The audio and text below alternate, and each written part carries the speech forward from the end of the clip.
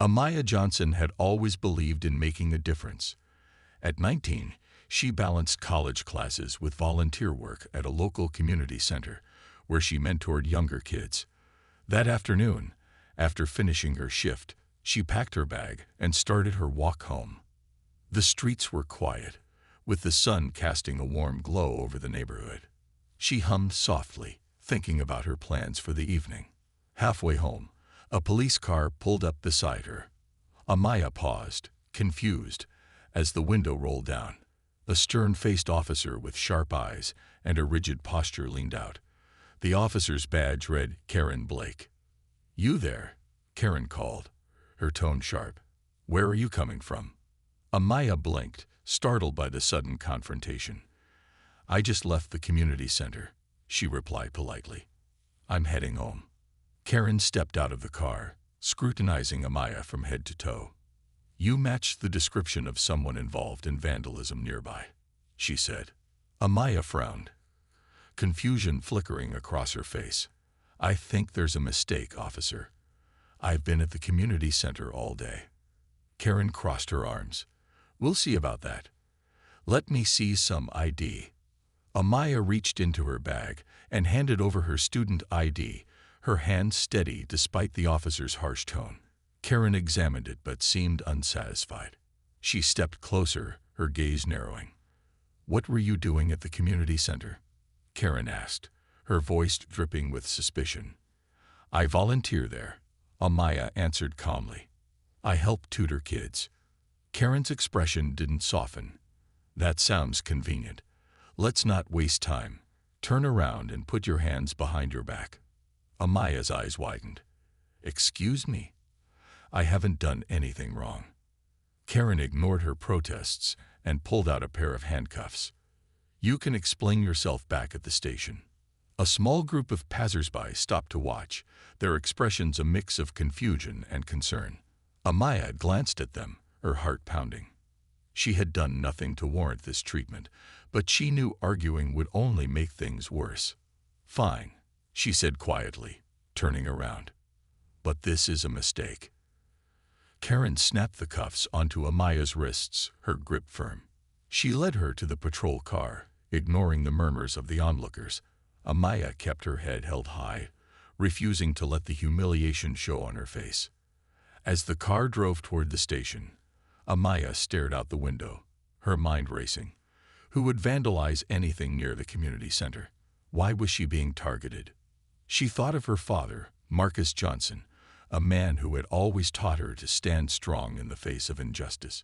He would know what to do. Amaya clenched her jaw, determination replacing fear. She knew this wasn't the end of the story. Whatever came next, she was prepared to face it head-on.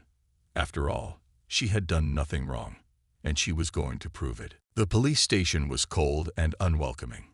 Amaya was led through the narrow hallway by Officer Karen Blake, who maintained her stiff and authoritative demeanor. Other officers glanced curiously as they passed, but no one spoke.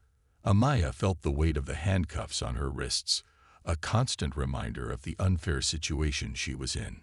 Karen stopped at the booking desk, where a tired-looking officer sat behind a computer. "Name?" he asked without looking up. "Amaya Johnson." Karen answered before Amaya could speak. She placed Amaya's ID on the desk with a sharp motion.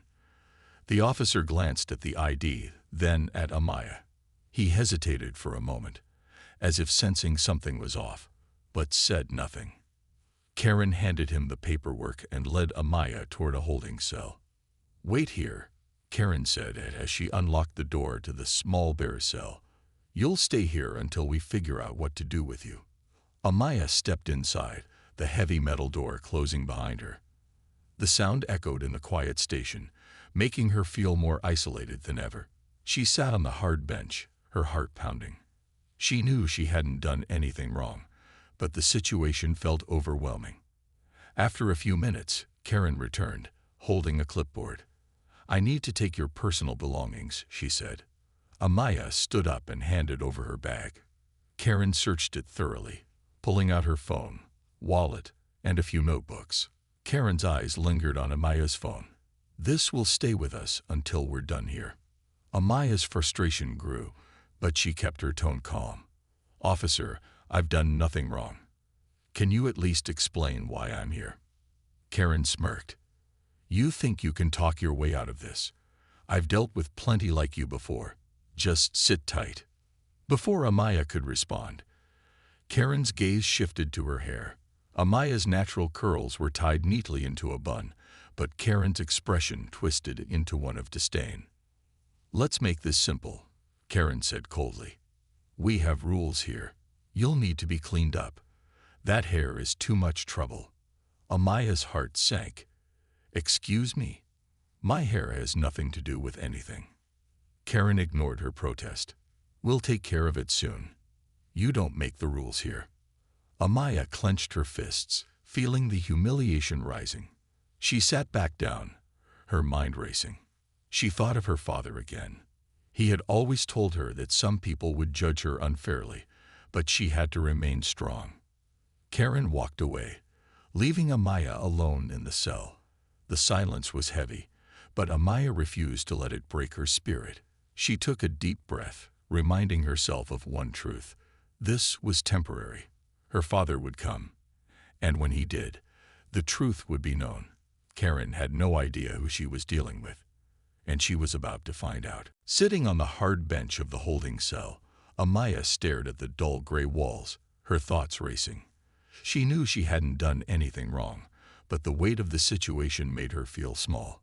The memory of Officer Karen Blake's smug expression replayed in her mind.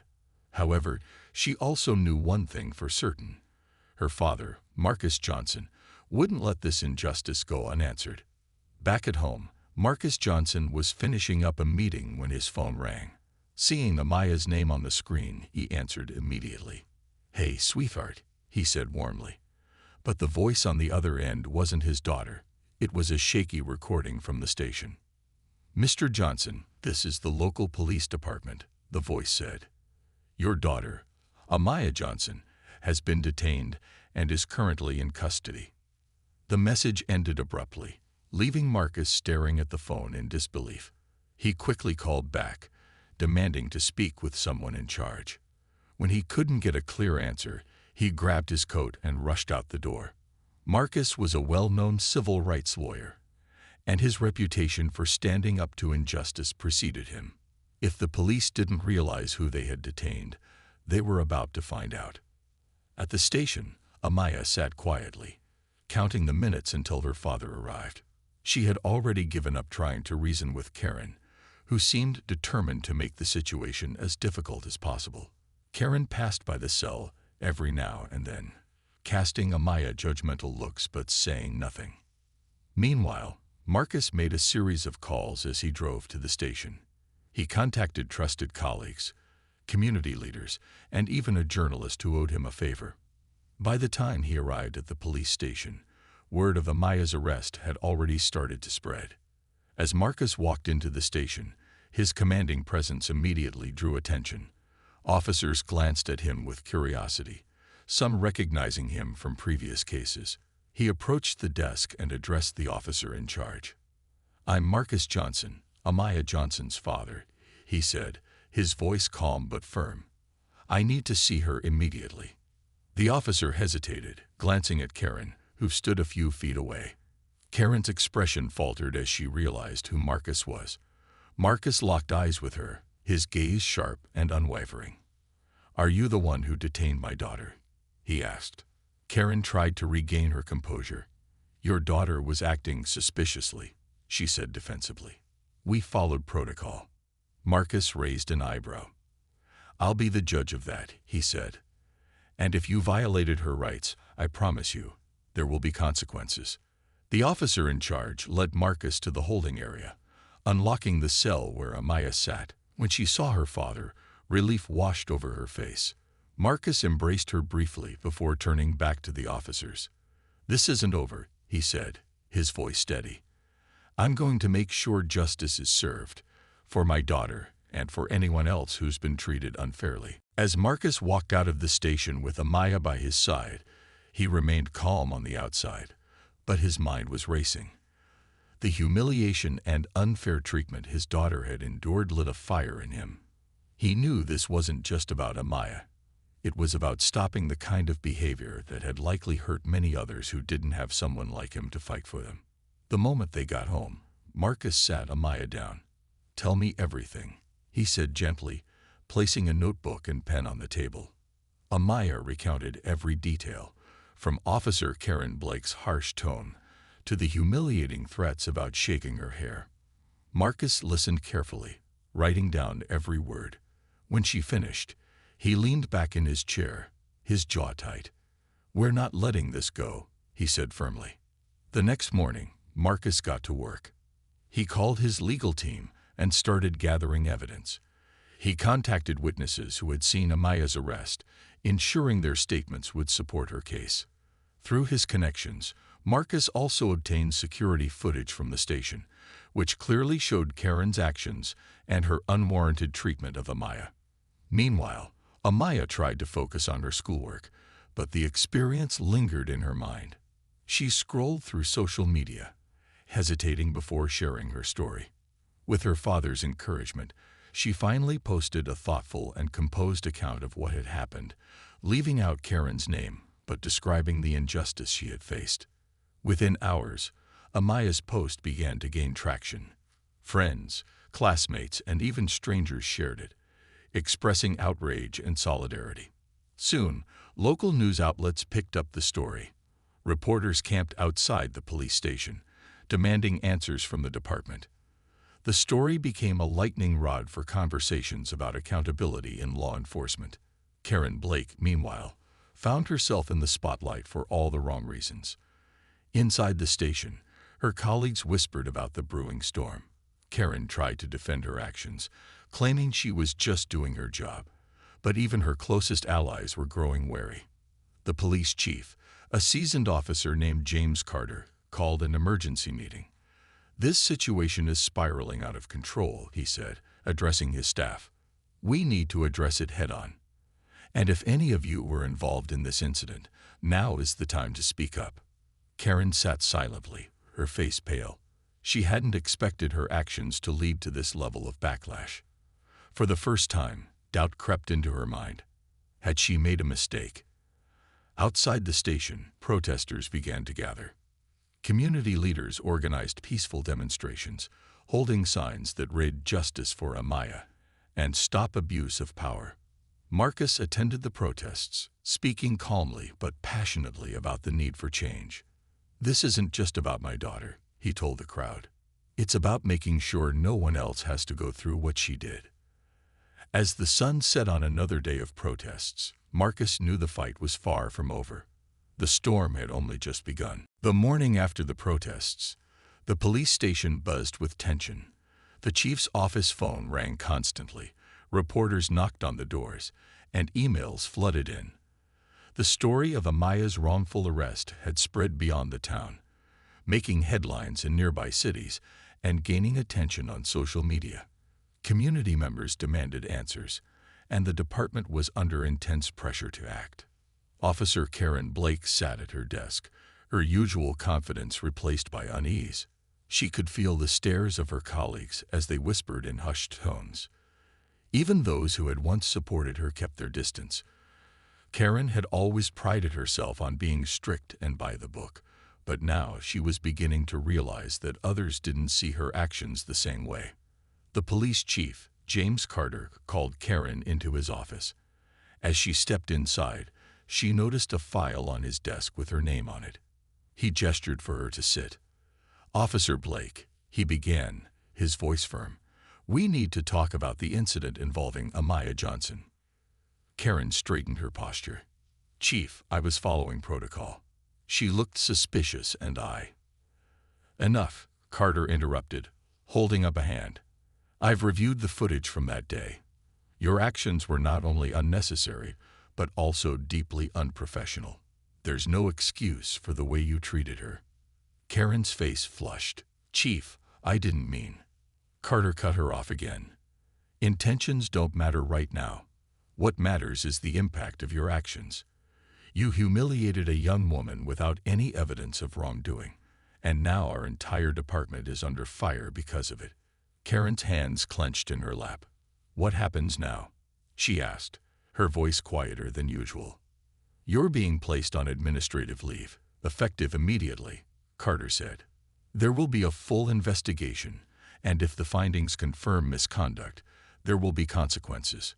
Karen's stomach dropped. She wanted to argue but knew it would only make things worse. Nodding stiffly, she left the office, her mind spinning. This was far from the outcome she had expected when she made the arrest. Meanwhile, Marcus and Amaya continued their efforts to seek justice. Marcus, armed with evidence and witness statements, filed an official complaint against Karen. Community leaders backed him, urging the department to take meaningful action. At the same time, Amaya's story continued to gain attention online, with messages of support pouring in from people across the country. One day, as Amaya scrolled through her phone, she received a message from an older woman in a neighboring town. The woman shared her own experience of being unfairly treated by law enforcement and thanked Amaya for her bravery. "You're giving people like me hope," the message read. Amaya smiled, feeling a sense of purpose.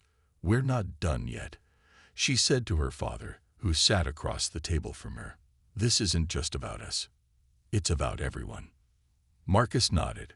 "And we won't stop until things change." The battle was far from over, but for the first time, Amaya felt the tide beginning to turn. As days turned into weeks, the uproar surrounding Amaya's arrest grew louder. News outlets covered the protests outside the police station, showing community members holding signs that read, "Justice for Amaya," and "Stop Abuse of Power." On social media, Amaya's story continued to trend, and hashtags like #JusticeForAmaya and #AccountabilityNow gained momentum. The nation's eyes were now on the small town. Inside the police station, Chief James Carter felt the pressure mounting. He had always taken pride in leading a fair and professional department, but the incident with Karen Blake had shaken the community's trust. He knew that action was necessary to restore it. After consulting with city officials and legal advisors, Chief Carter scheduled a public press conference. The decision wasn't easy, but he understood the importance of transparency. On the day of the event, the town square was packed with reporters, community leaders, and residents eager to hear what the department had to say. As the press conference began, Chief Carter stepped up to the podium. The cameras flashed, and the crowd quieted down. Taking a deep breath, he began, "Good afternoon. I stand before you today to address the deeply troubling incident involving Officer Karen Blake and Miss Amaya Johnson. First and foremost, I want to apologize to Amaya, her family, and our community. What happened that day was wrong, and as the leader of this department, I take full responsibility." His words echoed across the square, and the crowd murmured in response. Carter continued, "We have placed Officer Blake on leave and initiated a full investigation. We are committed to ensuring accountability and making changes to prevent incidents like this from happening again." Watching from the crowd, Amaya stood beside her father. She felt a mix of emotions, relief that the apology had finally come, but also a lingering anger at how the situation had unfolded. She knew words alone wouldn't fix the problem. Actions needed to follow. After Carter's speech, Marcus was invited to speak. He approached the podium with his usual calm confidence. "Thank you, Chief Carter, for acknowledging the mistakes made. But an apology is only the first step. Our community needs to see real changes, changes that ensure this kind of injustice doesn't happen to anyone else." The crowd erupted in applause, and Marcus stepped back, joining Amaya. As they walked away from the podium, reporters swarmed them with questions. Amaya answered carefully, staying composed but firm. "I'm grateful for the apology, but there's more work to do. This is about more than me. It's about accountability and fairness for everyone." Meanwhile, Officer Karen Blake watched the press conference from home. She felt a knot in her stomach as she heard Chief Carter's words and saw the crowd's reactions. For the first time, she began to realize the weight of her actions. She had underestimated the consequences, and now her career and reputation was at stake. For Amaya and Marcus, the apology was a victory, but they knew the fight for justice wasn't over.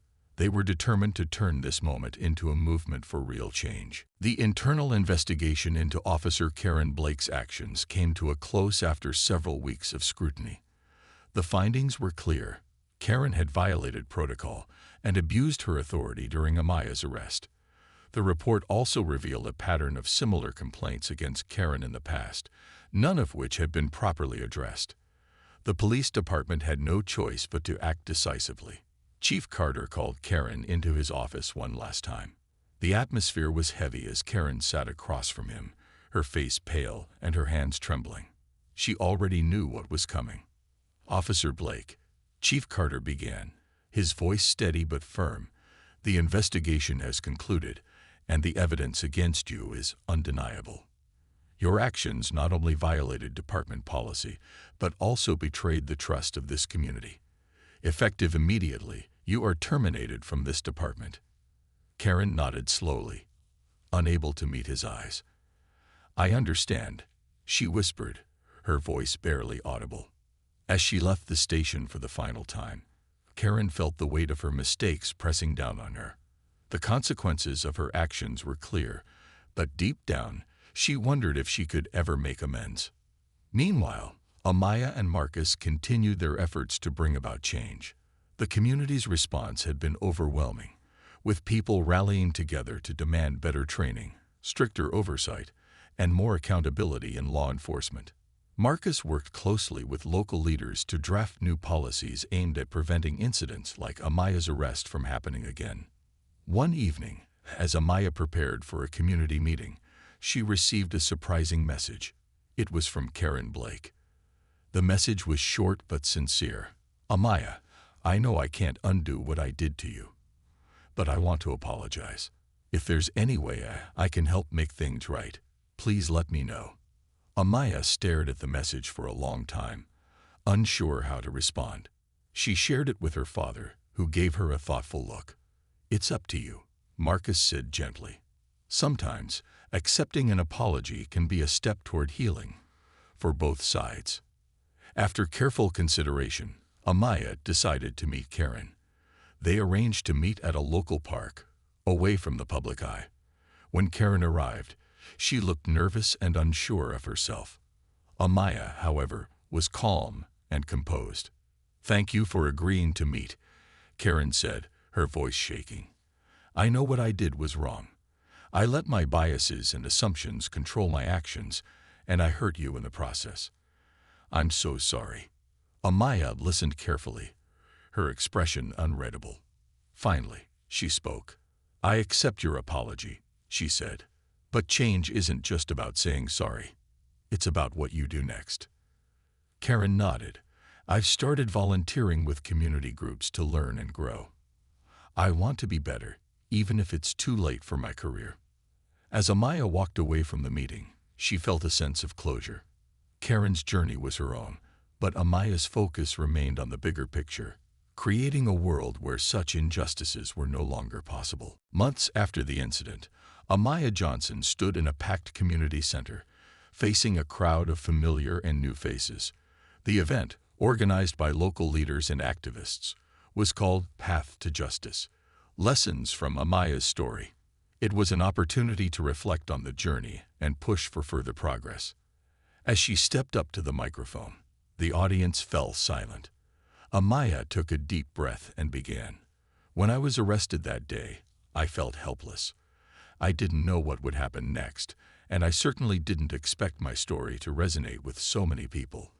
But here we are, not just to talk about what happened to me, but to ensure it doesn't happen to anyone else." The crowd erupted into applause, their energy fueling Amaya's determination.